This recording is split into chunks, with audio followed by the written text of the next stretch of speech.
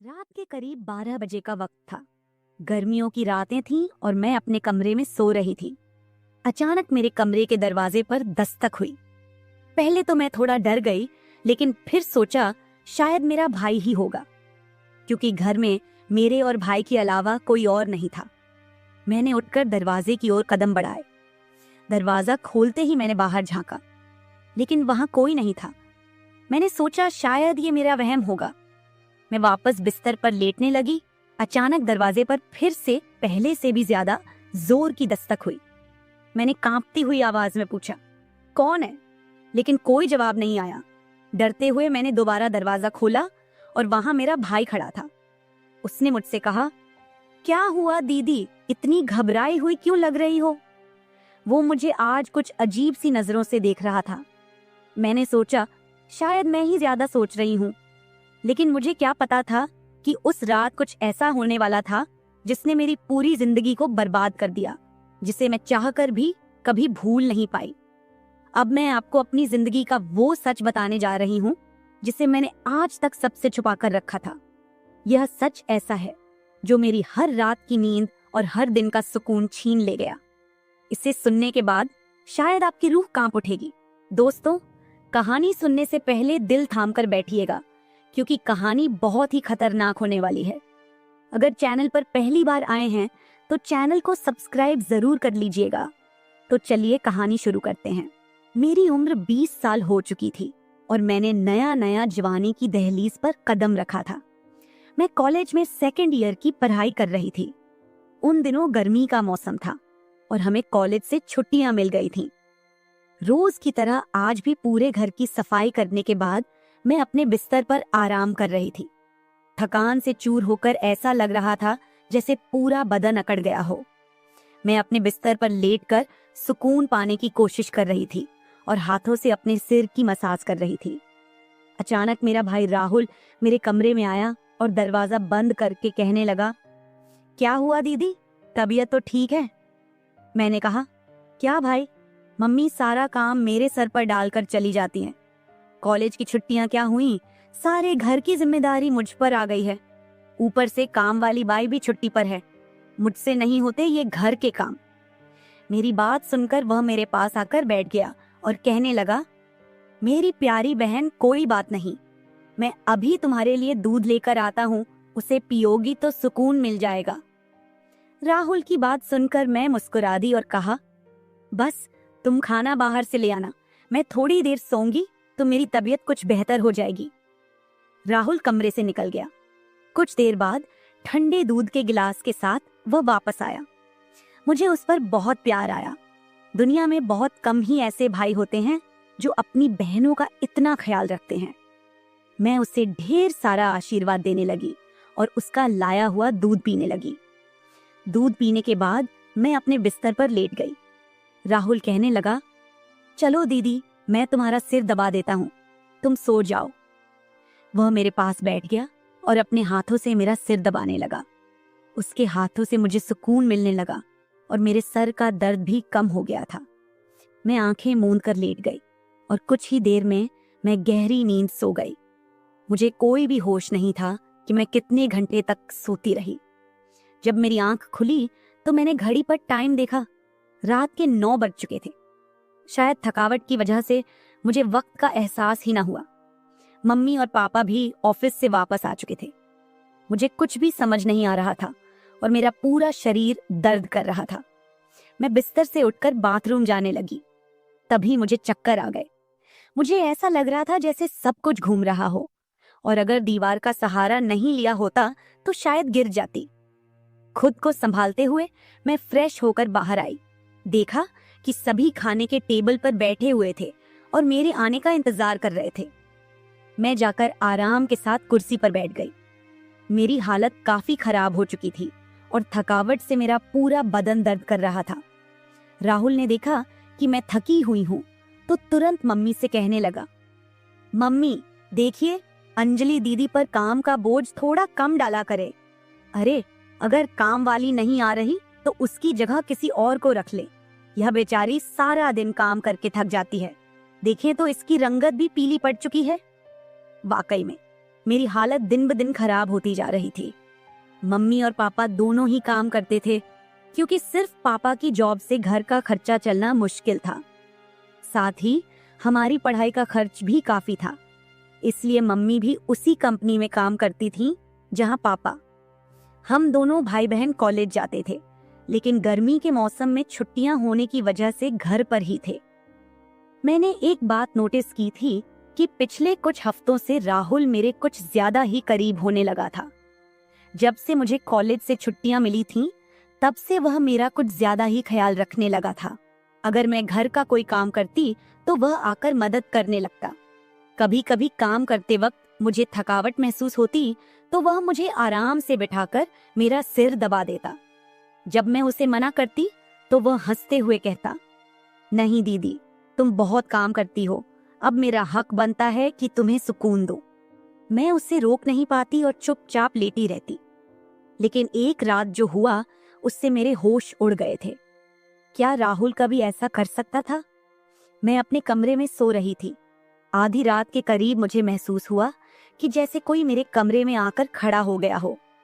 धीरे धीरे वह बिस्तर के पास आ रहा हो और मैं सोते हुए भी महसूस कर सकती थी कि कुछ अजीब हो रहा है। मुझे तुरंत झटका सा लगा और मैंने आंखें खोल दी।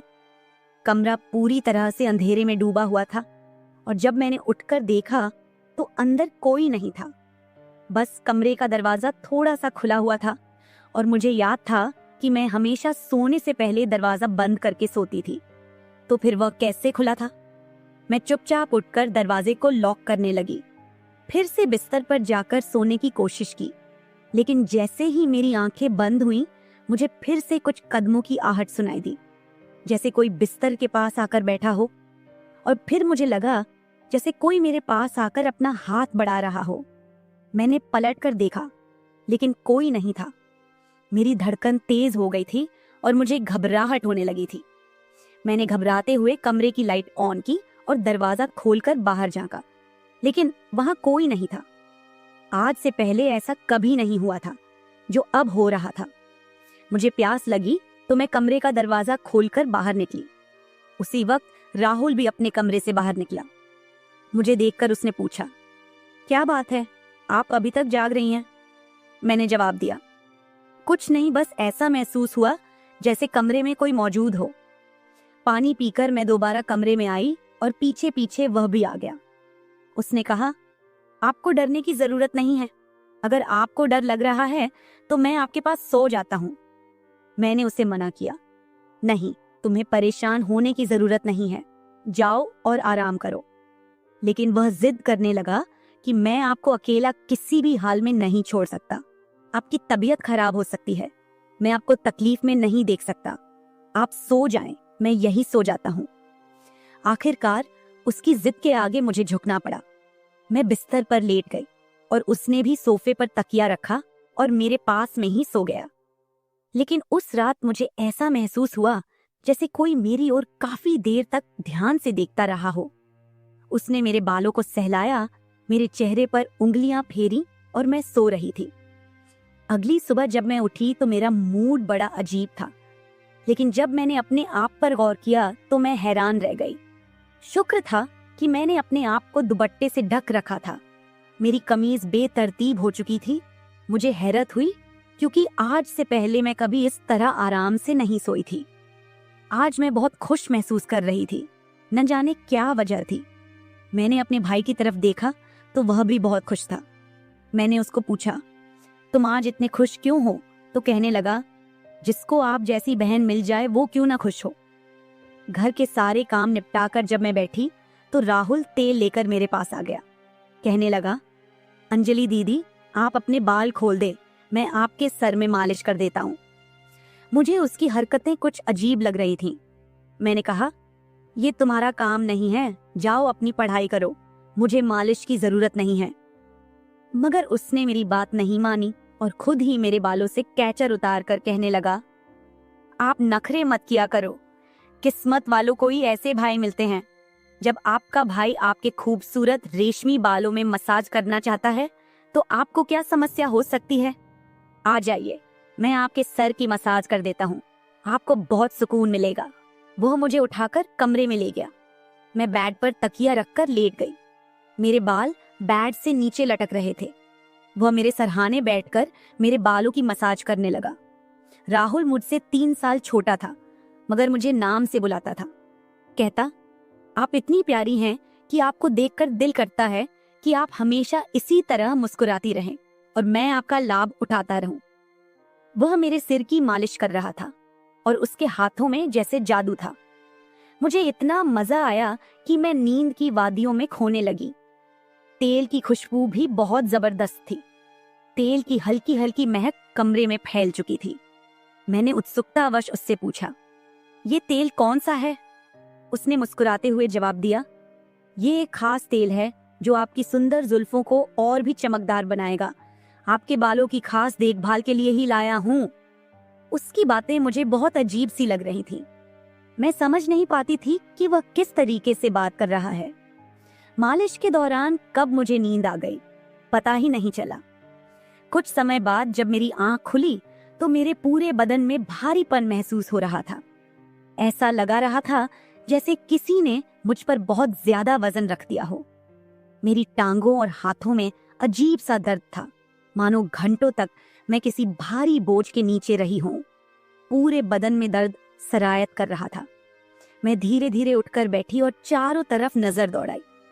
मेरे कपड़े हल्के हल्के गीले हो गए थे और पंखा भी बंद था। कमरे में गर्मी का एहसास हो रहा था। मैंने चक्कर खाती हालत में बेड से नीचे कदम रखा, मगर पैरों में जैसे जान नहीं थी। मैंने अपने भाई को देखा जो शांत और सामान्य नजर आ रहा था। लेकिन यह सब क्या हो रहा था? मुझे समझ नहीं आ रहा था कि आखिरकार ऐसा क्यों हो रहा है। बड़ी मुश्किल से खुद को घसीटते हुए मैं बाथरूम पहुंची और फ्रेश होकर आई। आईने में अपनी हालत देखी तो ऐसा लगा जैसे मैं पूरी रात सोने की बजाय किसी मेहनत वाले काम में जुटी रही हूं। जब मैं कमरे से बाहर निकली तो मुझे हल्की हल्की फुसफुसाने की आवाजें सुनाई दी। ऐसा लगा जैसे कोई किसी से बातचीत कर रहा हो। घर में मेरे और राहुल के अलावा कोई नहीं था। फिर वह किससे बात कर रहा था? प्यास लगने के कारण मैं पहले किचन में पानी पीने गई, लेकिन तब तक आवाजें आनी बंद हो चुकी थीं। जैसे ही मैं किचन के दरवाजे के पास पहुंची, राहुल बैठक से बाहर निकलता दिखा। उसके हाथों में कई नोटों के बंडल थे और उसके चेहरे पर एक अजीब सी मुस्कान थी। मेरे माथे पर बल पड़ गए। उसने जैसे ही मुझे देखा चौंक गया। कहने लगा, दीदी आप उठ गईं। मैंने बिना जवाब दिए धीरे धीरे उसके करीब जाकर पूछा, ये पैसे कहां से आए? वह हड़बड़ा गया और तुरंत उन्हें अपनी जेब में डालने की कोशिश करने लगा। मैंने उसका हाथ पकड़कर उन पैसों को बाहर निकाला और सख्ती से पूछा, सच सच बताओ, इतने पैसे तुम्हारे पास कैसे आए? वह घबरा गया और कहने लगा, प्लीज पापा को मत बताना। ये पैसे पापा के एक दोस्त ने पुराने कर्ज के रूप में लौटाए हैं। मैंने सोचा था कि इनसे मोबाइल खरीद लूंगा। उसकी बात सुनकर मेरा गुस्सा 7वें आसमान पर पहुंच गया। मैंने उसे डांटते हुए कहा, क्या तुम्हें घर की हालत का जरा भी अंदाजा नहीं है? मम्मी पापा दोनों इतनी मेहनत कर रहे हैं और तुम इन पैसों से मोबाइल खरीदने की सोच रहे हो। उसने शर्मिंदा होकर पैसे मुझे थमा दिए। मैंने वो पैसे रात को पापा को दे दिए। उस रात राहुल ने मुझसे एक भी बात नहीं की और जल्दी सोने चला गया। मैं अगले दिन किचन में काम कर रही थी जब राहुल अपने दोस्तों के साथ घर में दाखिल हुआ। मैं जितनी हैरान होती उतना ही कम था, क्योंकि वह अपने दोस्तों को सीधा लाउंज में ही ले आया था।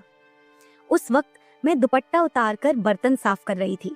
जब वह सब हंसते हुए अंदर आए, मैंने तुरंत दुपट्टा ऊपर लिया और फिर राहुल को समझाने लगी कि यह क्या तरीका है? तुम जानते हो इस वक्त मम्मी पापा घर नहीं हैं, फिर भी इन लोगों को घर ले आए हो। राहुल मुस्कुराते हुए बोला, दीदी ये घर मेरा भी है और आपको कोई दिक्कत नहीं होनी चाहिए। वैसे भी ये मेरे खास दोस्त हैं, आप उनके लिए खाना बना दें। वह मुझसे काफी नाराज हो चुका था, मगर अब मैं क्या करती? खाना तो बनाना जरूरी था। मैंने मजबूर होकर खाना तैयार किया और टेबल पर लगा दिया। मैंने गौर किया कि उसके दोस्त बार बार मुझे घूर कर देख रहे थे। वे सभी राहुल की उम्र से बड़े थे और अजीब तरीके से घूर रहे थे, जैसे कच्चा ही खा जाएंगे। मैं तुरंत अपने कमरे में चली गई और दरवाजा बंद कर लिया। उनके जाने के बाद मैंने राहुल से कड़े शब्दों में कहा, दोबारा तुम्हारे दोस्त इस घर में नजर न आए, नहीं तो मैं मम्मी पापा को सब बता दूंगी। राहुल ने कुछ पल मेरी ओर देखा और फिर मुस्कुराते हुए बोला, ठीक है, वो नहीं आएंगे, लेकिन आप मम्मी पापा को कुछ मत बताइए। मुझे राहुल की हरकतें कुछ मुश्किल सी लगने लगी थी, क्योंकि वह मुझे अजीब तरह से देखने लगा था। उस रात मैं बिस्तर पर लेटी थी और आराम करने की कोशिश कर रही थी। अचानक मैंने महसूस किया कि मेरे पैरों पर किसी का हाथ था। मैं हड़बड़ाकर उठी और देखा कि राहुल मेरे पैरों को अपनी गोद में रखकर मसाज कर रहा था। मैंने उसे ऐसा करने से मना किया, मगर वह कहने लगा, मैं जो कर रहा हूं मुझे करने दे। इस घर में एक मैं ही हूं जिसे आपकी इतनी फिक्र है। मम्मी पापा को तो बस अपने काम की पड़ी रहती है। खैर, मैं भी थक चुकी थी। आंखें बंद की और सोने लगी। राहुल के हाथों मसाज करवाने से मैं नींद की गहराई में खोने लगी थी, मगर जब मेरी आंख खुली तो मेरे होश उड़ गए। मेरा सर बुरी तरह चकरा रहा था। बिस्तर की चादर बिल्कुल बेतरतीब हो चुकी थी। बिस्तर पर एक पुरुषों की शर्ट और परफ्यूम रखा हुआ था। यह सामान किसका था? मैं तो कुछ भी बोल नहीं सकी। सर में इतनी तेज दर्द था कि मैं दोबारा बिस्तर पर गिर गई, जैसे मैं पूरी तरह होश में नहीं थी। मुझे अब समझ में आने लगा था कि जब भी मेरा भाई उस तेल से मेरे सर की मसाज करता था तो मुझे इतनी गहरी नींद क्यों आ जाती थी। मुझे पास में किसी की फुसफुसाहट सुनाई दे रही थी, मगर कौन बोल रहा था यह मैं पहचान नहीं सकी। मुझे तो बस राहुल की आवाज सुनाई दे रही थी। ऐसा लग रहा था जैसे वह मेरे कमरे में मौजूद हो और मुझे उठाने की कोशिश कर रहा हो, लेकिन मैं कुछ भी साफ नहीं देख पा रही थी। कुछ देर बाद जब मेरी आंख खुली तो सारा दृश्य मेरी नजरों के सामने घूमने लगा। मैंने सबसे पहले बेड की तरफ देखा, जहां शर्ट और परफ्यूम पड़े थे, मगर अब वहां कुछ भी नहीं था। आज फिर मेरी हालत बड़ी अजीब थी। मैं बच्ची तो नहीं थी जो ये सब कुछ समझ ना पाती। घर में मेरे और राहुल के अलावा और कोई नहीं था। फिर मेरे सोने के बाद ऐसा क्या होता था कि मेरा पूरा शरीर पानी से नहला दिया गया हो? सिर्फ इतना ही नहीं, मेरा शरीर दर्द से चूर था और रंगत भी बिल्कुल पीली हो चुकी थी। दिन ब दिन मैं कमजोर होती जा रही थी। उस दिन भी राहुल मेरे करीब आने की कोशिश कर रहा था, मगर मैं बहाना बनाकर अपने कमरे में आ गई थी। दिमाग में अजीब से विचार आने लगे थे। तबीयत भी काफी खराब थी। माँ ने मेरी हालत देखकर पूछा, क्या बात है, तुम ठीक नहीं लग रही हो? मैंने कुछ नहीं कहा। माँ ने कहा कि अगले दिन वे मुझे डॉक्टर के पास ले जाएंगी। उस रात मैं बार बार उठ रही थी और ठीक से सो नहीं पाई। अगले दिन मेरे मम्मी पापा रोज की तरह अपने काम पर चले गए थे। उन्हें शायद मेरी परवाह नहीं थी। मैं खुद ही डॉक्टर के पास गई, जहां अल्ट्रासाउंड में पता चला कि मैं पेट से हूं।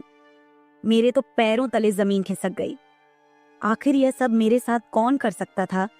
राहुल मेरा भाई था, लेकिन फिर मेरे दिमाग में यह बात आई कि वह मेरा सौतेला भाई है।